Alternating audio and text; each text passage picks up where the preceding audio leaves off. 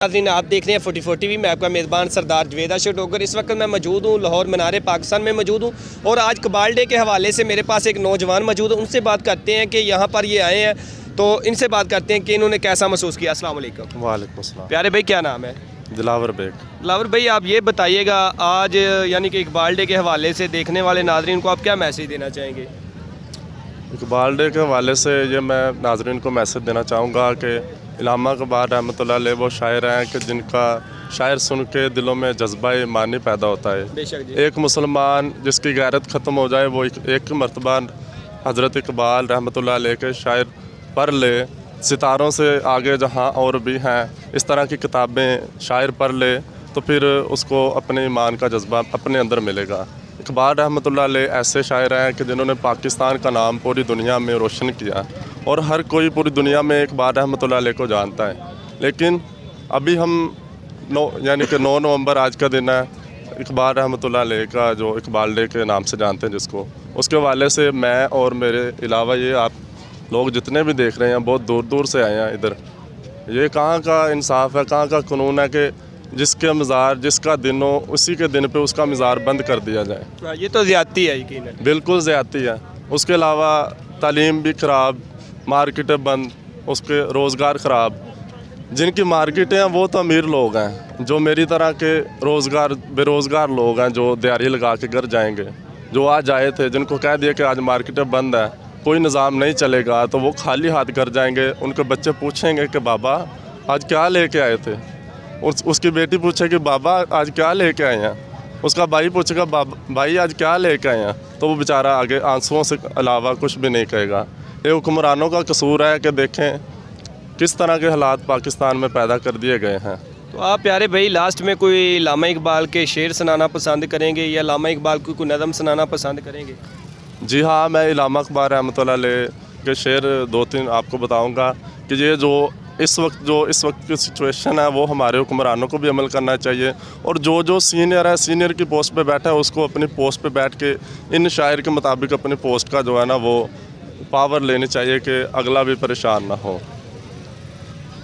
वो ज़माने में मुअज़्ज़ज़ थे मुसलमान होकर, वो ज़माने में मुअज़्ज़ज़ थे मुसलमान होकर, तुम ख्वार हुए तार के कुरान होकर। अगर वो इल्म के मोती और किताबें अपने आबा की, अगर वो इल्म के मोती और किताबें अपने आबा की, अगर देखें जो यूरोप में तो दिल होता है सिपारा।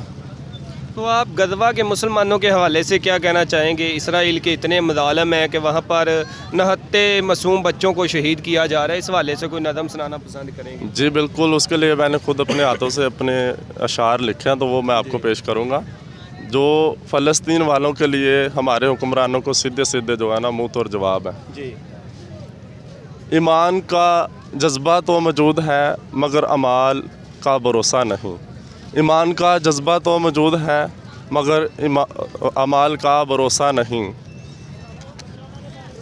एक मौका मिला है शहीद होने का फ़लस्तीन के नाम पर, एक मौका मिला है फ़लस्तीन के नाम पर शहीद होने का।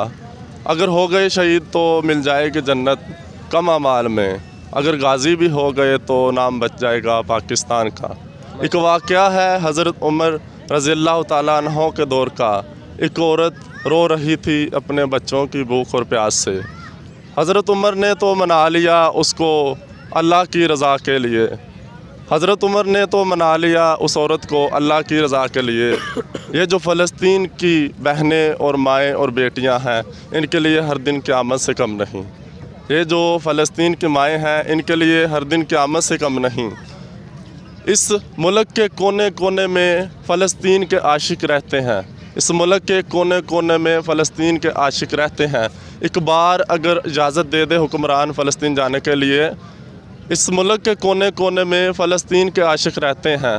फ़लस्तीन हमारा रहबर है, हम उसको शुरा कर दम लेंगे। माशाल्लाह जी। ये हमारे पास एक नौजवान मौजूद था जो इकबाल डे के हवाले से बहुत ज़्यादा परेशान भी है। इसका कहना है कि आज इकबाल डे था, इकबाल का जन्मदिन था, मगर इंतज़ामिया की तरफ से पार्क को बंद कर दिया गया کہ اسموک کی وجہ سے یہ 3 دن کا لاک ڈاؤن ہے، مگر آج بند نہیں کرنا چاہیے تھا، تاکہ جو لوگ دور دراز سے یہاں وزٹ کرنے کے لیے آئے ہیں، دیکھنے کے لیے آئے ہیں، وہ بہت زیادہ پریشان ہیں۔ تو جو غزوہ کے مسلمان ان کے لیے انہوں نے اپنے یعنی کہ چند شعر آپ کو سنائے، یقیناً آپ کو سن کر بہت زیادہ لطف اندوز ہوئے ہوں گے۔ تو اسی کے ساتھ اپنے میزبان سردار جوید شڈوگر کو دیجیے اجازت۔ اللہ نگہبان۔